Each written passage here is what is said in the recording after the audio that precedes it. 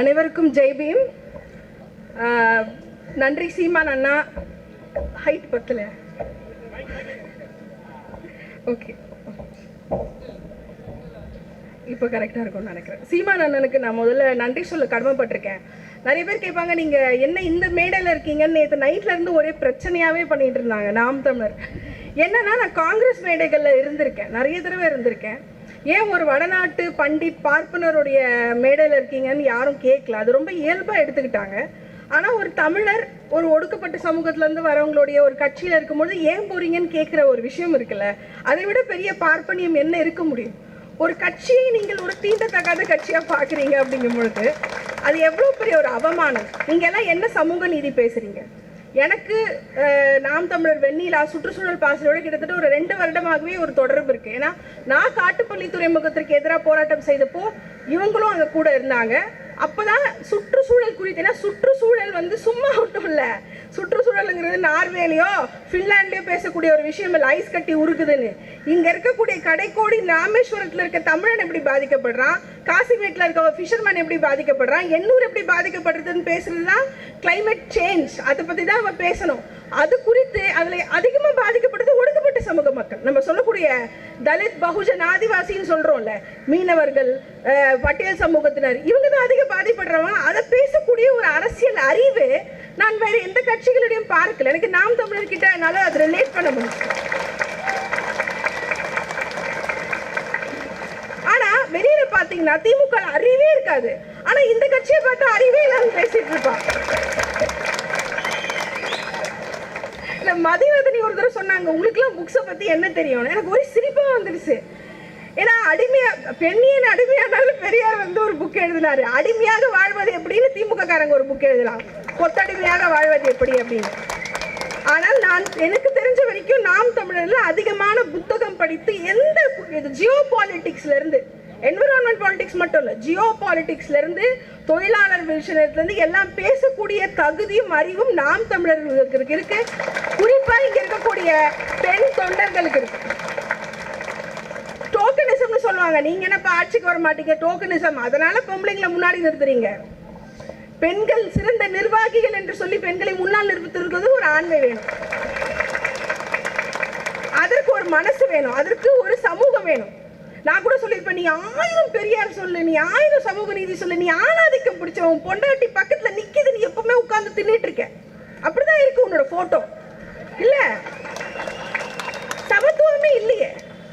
ஆனா நான் பாக்குறேன், நான் தலைவர் பிரபாகரனோட படத்தை பாக்குறேன், அவர் லுங்கி கட்டிட்டு சமைச்சிட்டு இருக்காரு. என் புத்தகத்துல நான் எழுதியிருந்தேன், சமத்துவம் அப்படி இயல்பா வரணும்ல, சொல்லி கொடுத்து வரக்கூடாது. இவர் தான் எங்களுக்கு சமத்துவத்தை சொல்லி கொடுத்தார், எங்களுக்குலாம் அப்படி கிடையாது. நான் வட சென்னை சேரியை சேர்ந்தவன், நானே புருஷன் வாடா போடான்னு தான் கூப்பிடுவேன், வந்து சோறு போடு, என் புருஷனாலே சோறு போடுவான். நீங்க என்ன சமத்துவத்தை சொல்லி கொடுக்குறது? நான் சொல்லித்தரேன் உனக்கு சமத்துவம் என்னன்னு. அப்போ 10 நாளாக இங்க வந்து இன்னைக்கு 10வது நாள் இந்த போராட்டம் நடக்குது, தூய்மை பணியாளர் போராட்டம். நான் ஏன் இங்க மிக முக்கியமா வந்தேன்னா, அங்க உட்கார்ந்துட்டு இருக்கவன் பாதி பேர் என் சொந்தக்காரனா இருக்கான். சொந்தக்காரன்றது நான் ஒரு மெட்டாஃபோரிக்கலா சொல்லல, ரெட்டரிக்கா சொல்லல. போய் அந்த முதல் நாள் உட்கார்ற 3வது நாள் என்ன கேட்கறேன், ஸ்டாலின் நீங்க என்ன பண்ற அப்படின்னு. என் ஊர் குருசடி, அங்கிருந்து ஒரு 5 பொம்பளை உட்கார்ந்துருக்கேன், சொந்தம், அது என் ரத்தம். அப்போ இந்த இடத்துக்கு நான் வரணும்னா என்ன கூகுள் பண்ண முடியுதுன்னா, அந்த கஷ்டத்துல இருந்து நான் எவ்வளவு பாடுபட்டு என் ரத்தத்தை சிந்தி நான் இங்க வந்திருப்பேன். இங்க வந்துட்டு நான் அவர் சொன்ன மாதிரி சுபவி மாதிரி உட்கார்ந்து ஸ்டாலினுக்கு ஒரு ஜிங்சாக், உதயநிதிக்கு ஒரு ஜிங்சாக், இப்படியா போட்டுட்டு இருக்க முடியும்? என்னுடைய ரத்த சொந்தம், என்னுடைய சொந்தக்காரர் இன்னும் பெருகிட்டு இருக்காங்க அப்படின்னா அந்த காப்பாற்ற வேண்டிய கடமை எனக்கு இருக்குல்ல. இன்னும் நீ உன் குடும்பத்துல பாரு, எல்லாம் ஒரு பிசினஸ் ஓனர், ஆனா என் குடும்பத்துல பெருகிட்டு இருக்கான், இன்னும் மேனுவல் ஸ்கேவெஞ்சரா இருக்கான். அப்போ நான் உழைக்க வேண்டிய உழைப்பு, அப்போ நீ என்ன பண்ண 70 வருஷத்துல? என் சமூகம் ஏன் இப்படி இருக்கு? 70 வருஷத்துல சென்னை எங்கள் கோட்டை, சூப்பர் கோட்டை, நல்லா ஏமாத்தின கவர்ச்சி அரசியல் சொன்னார் பாருங்க. Word politics of words, politics of action கிடையாது, ஆக்ஷன் கிடையவே கிடையாது. ஒரு மரியாதை இருக்கணும்ல, டிக்னிட்டி ஆஃப் லேபர் பேசுறோம். ஒரு தூய்மை பணியாளர் ஏற்கனவே அது மீனியல் ஜாப், அந்த ஜாபை எப்படியெல்லாம் நீ வந்து ஆட்டோமேட் பண்ணி அவங்கள இன்னும் மாண்பா கொண்டு போய் வைக்கணும் தான் நீ பேசுறோம். ஆனா இன்னும் வெறும் கையில குப்பைடுறாங்க. எத்தனை பேர் பாத்தீங்கன்னு தெரியல, நான் அங்க 5-6 நாளா இருக்கேன், எல்லார் கையிலும் பாட்டிலோடு கிழிச்ச வடு, எல்லா பெண்கள் கையிலும், எல்லா பெண்கள் காலும் பொத்தலா இருக்கு. ஏன் நீ மாநகராட்சியில் இது வரைக்கும் அவங்களுக்கான பாதுகாப்பு உபகரணத்தை கொடுக்கல. கேட்டா மேயர் பிரியா யாரு? பட்டியல் சமூகத்தை சேர்ந்தவர்கள். எப்படி திமுக சொல்லிச்சா பட்டியல் சமூகத்துல ஒரு பயங்கர டேலண்டா ஒருத்தங்க இருக்காங்க, தமிழ் எல்லாம் தூய்மையா பேசுவாங்க, அவங்களை கூப்பிட்டு வந்து நம்ம வந்து மேயர் ஆக்கோன்னு. அந்த அம்மாக்கு தூய்மைன்ற வார்த்தை வரல, தப்பு தப்பா பேசுறாங்க அந்த வார்த்தை. அது ரொம்ப கஷ்டமா இருக்கு. நான் வடச்சென்னையில இருக்கேன், அந்த வார்த்தை ரொம்ப கெட்ட வார்த்தை. அது அப்படி பேசுறாங்க, தூய்மை வரல. நானே கான்வென்ட்ல படிச்ச பொண்ணுதான், எனக்கு தமிழ் நல்லா வருது. நானும் சேரியில இருந்து போய் கான்வென்ட்ல படிச்ச கடை வாங்கியாவது. ஆனா என்ன சொல்ல வரேன்னா, ஒரு பட்டியல் சமூகத்துல இருந்து ஒரு பெண் நீ வர மேயரானா நீ எப்படி இந்த மக்களோட அணுகணும்? போய் கையை பிடிச்சு உட்கார வேணாமா? அங்க இருக்கவங்க என்ன தெரிஞ்சு பேசுறாங்க, ஷாலினி எங்களுக்கு பணம் கூட பிரச்சனை இல்லை, மரியாதை கொடுக்காம விட்டாங்க எங்களுக்கு. எங்களோட சுயமரியாதை உனக்கு இருக்கா? எங்க பொம்பளைங்களுக்கு இருக்க சுயமரியாதை தெரியும். அவர் கேட்டிருக்காரு, என்ன ரொம்ப சாபம்லாம் விடுறீங்க ஸ்டாலின்? இதை விட மோசமா பேசுவோம். எங்க வயிற்றுல நீ அடிச்சிருக்க. ஏதோ ஒரு ஊர்ல இருந்து வந்து உனக்கு அறிவாலயத்துல எப்படி இடம் கிடைச்சது? ஏதோ ஒரு ஊர்ல இருந்து வந்து நீ வெப்பேரியில இருக்கிற திராவிட திடல் உனக்கு எப்படி கிடைச்சது? ஆரிய சங்கரன் தானே கேள்வி கேட்டாரு. இதே இடத்துல தானே ஆரிய சங்கரன் வந்து கி வீரமணியை கேள்வி கேட்டாரு, ஏன் சொத்துல நீ என்ன பண்றேன்னு, ஏன் பஞ்சவிழத்தை நீ என்ன பண்ணனு, என்ன பண்ணீங்க ஆரிய சங்கரன? அப்ப அந்த ஆரிய சங்கரன் வந்து தூரத்து உறவு எனக்கு இருக்காது அந்த ரத்தம் உடம்புல. அப்போ ஒரு முறையும் எங்களை குப்பை, அதாவது நீ தான் குப்பை அள்ளணும், ஆனா உனக்கு நான் சம்பளம் கொடுக்க மாட்டேன். இன்னொருத்தங்கிட்ட போய் நீ சம்பளத்தை பிச்சை எடுத்து வாங்கிக்கோ. உன்னைய நான் சென்னையை சுத்தம் பண்றேன் 40 கிலோமீட்டர் தூரத்துல போட்டுருவேன். நீ 40 கிலோமீட்டர் பஸ் பிடிச்சி கண்ணகி நகர்ல இருந்து செம்மஞ்சேரில இருந்து இல்ல எண்ணூர்ல இருந்து வந்து இங்க பெருகிட்டு போ. இதை விட ஒரு ஆணவம் இருக்க முடியுமா? எல்லாம் யாரு? பூர்வகுடி தமிழ் மக்கள். இப்ப நிறைய பேர் நினைச்சிட்டு இருப்பாங்க, என்ன இது ஒரு மொழி பேசுற மக்கள் தான் இந்த வேலையை செய்யறாங்கன்னு. இல்ல, பறைய செய்யறாங்க இந்த வேலையை. அப்படி இருக்கும் பொழுது என்னுடைய சொந்தம் செய்யும் பொழுது நீ எனக்கான பாதுகாப்பு மரியாதை எதுவுமே இல்லையே. துறை சார்ந்தவர் சொன்னார், துறை சார்ந்து யார் பேசணும்? கே நேரு பேசணும். நேரு எங்க? நீ ரெட்டிமான் நாட்டுக்கு போய் பேசிக்கிட்டு இருக்க. நான் மனுஷன் இல்லையா? என்கிட்ட பேச மாட்டியா நீ? என்கிட்ட பேச மாட்டியா நீ? இல்ல தமிழ் ஜனத்துக்கிட்ட பேச மாட்டியா? முதல்வர் எம்என் ராஜா வீட்டுக்கு போயிட்டு இருக்காரு. அதுல காலை வயசு கட்டான சைசாதம்மா பாட்டு அது. அந்த அம்மா வீட்டுல போய் உட்காந்து நீ காப்பி குடிச்சிட்டு இருக்க. சார் மேக்கப் என்ன சொல்லுவானுங்க, மேக்கப் போடுறேன். நான் சொல்றேன், நீங்க மேக்கப் கம்மி பண்ணுங்க சார். கம்மி பண்ணிட்டு அந்த டைம்ல வந்து எங்க மக்கள் கிட்ட நீங்க பேசுங்க. பண்ணலாம், தப்பு கிடையாது. சில பேருக்கு இன்செக்யூரிட்டி அந்த மாதிரிலாம் பண்ணிப்பாங்க, ஒன்றும் தப்பு கிடையாது.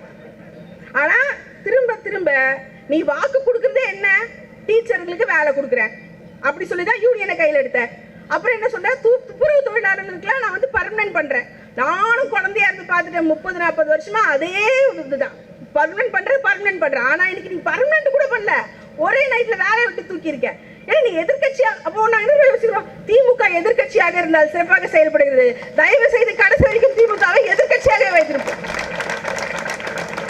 அவ்வளவுதான். உனக்கு நாங்க வந்து ஓட்டு போட முடியாது, சென்னை மக்கள் ஓட்டு போட முடியாது. நீ எப்ப எங்களை தூக்கி போடலாம், எப்ப எங்க மேல குப்பை கொட்டலாம், இதேதான் உன்னுடைய ஒரு வேலையா இருக்கு. எங்களுடைய மிகப்பெரிய தலைவர் ஆம்ஸ்ட்ராங் அவர்கள் கொல்லப்பட்டார். அவர் கவுன்சிலரா இருந்தாரு சென்னை மாநகராட்சியில. ஆம்ஸ்ட்ராங் கவுன்சிலரா இருந்த 2000 பேருக்கான பணி நிரந்தர ஆணையை பெற்றுக் கொடுத்தார் ஆம்ஸ்ட்ராங். இன்னைக்கு ஆம்ஸ்ட்ராங் இருந்திருந்தா இந்த இடம் பயங்கரமா இருந்திருக்கும். ஆனா நடக்கல. ஏன்னா ஆம்ஸ்ட்ராங் இங்க இருந்து அப்புறப்படுத்தப்பட்டார். அதுதான் உண்மை. அதையெல்லாம் நம்ம கேள்வி கேட்க இடம் இருக்குல்ல.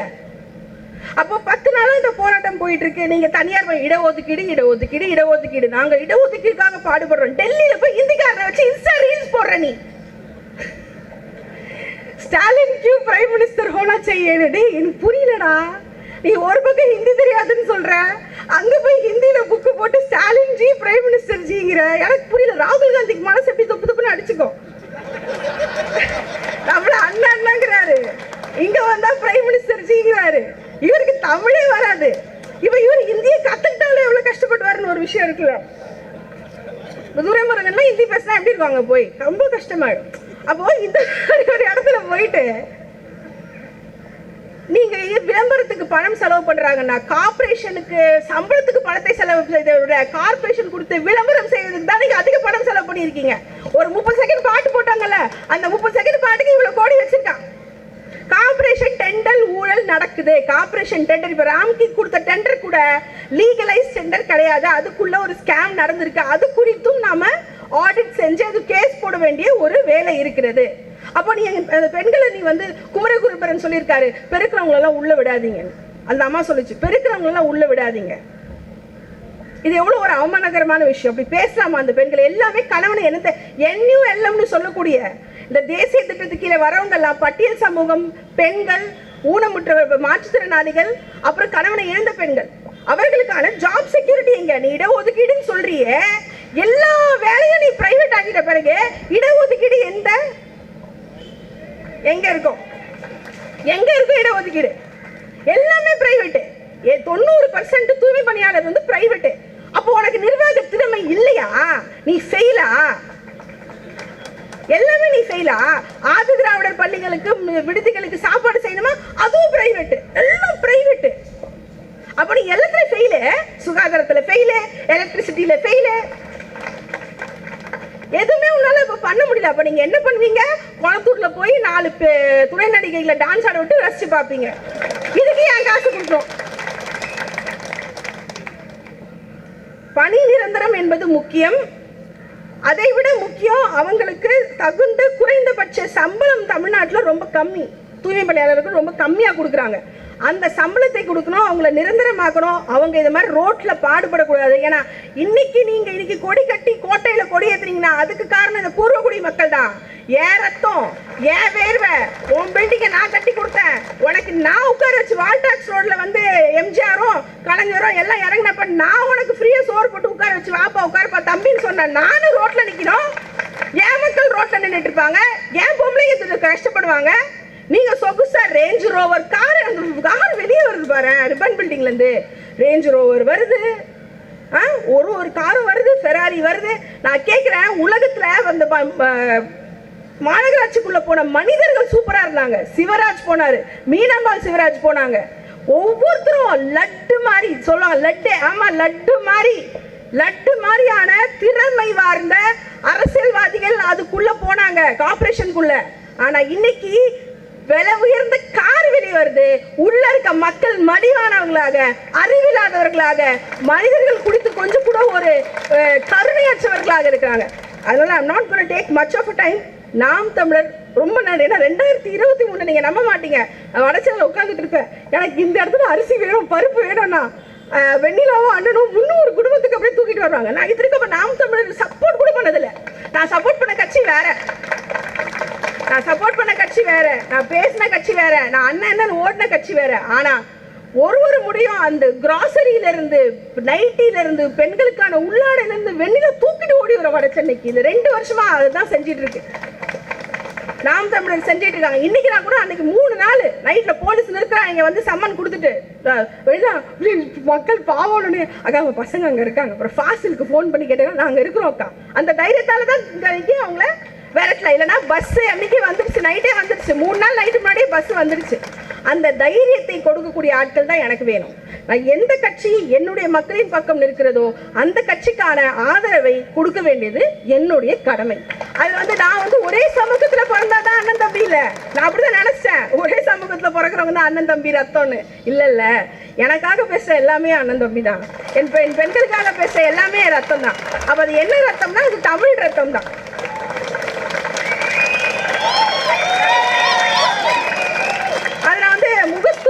சொல்லல, நான் கடைசியா ஒரு விஷயம் சொல்லிக்கிறேன். போன வருஷம் யூனிவர்சிட்டி ஆஃப் சதர்ன் கலிஃபோர்னியால இருந்து ஜேர்னலிசம் ஸ்டூடெண்ட்ஸ் வந்திருந்தாங்க. 1 மாசம் அவங்களுக்கு கிளாஸ் எடுத்தேன். அவங்க மெயினா வந்ததும் கேட்ட ஒரே, நான் எந்த ஒரு அரசியல்வாதி பத்தி பேசவே இல்லை, ஆனா அவங்க கேட்டது ஹூ இஸ் மிஸ்டர் சீமான்.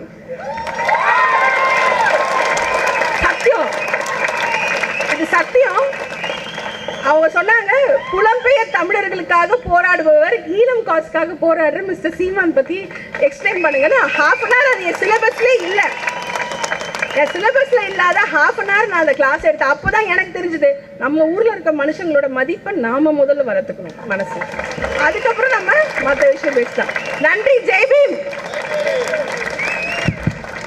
அடுத்ததாக மாநில ஒருங்கிணைப்பாளர் சோழன் மு. களஞ்சியம் அவர்கள்.